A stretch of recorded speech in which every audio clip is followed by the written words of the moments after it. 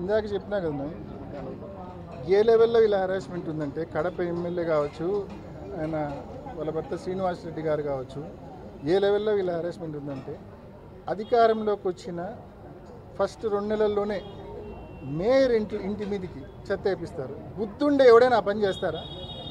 కడుపుకు అన్నం తినేవాళ్ళు ఎవరైనా ఆ పని చేస్తారా? నేను క్వశ్చన్ చేస్తా ఉన్నా, కడుపుకు అన్నం తినేవాడు ఎవడైనా ఆ పని చేస్తారా?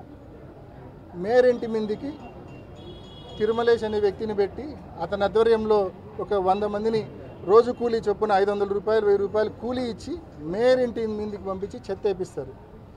అదేవిధంగా ఇవాళ మాజీ డిప్యూటీ సీఎం అంజద్ బాషా గారి తమ్ముడిని అన్యాయంగా అక్రమంగా అరెస్టు చేసి రిమాండ్కు పంపిస్తారు.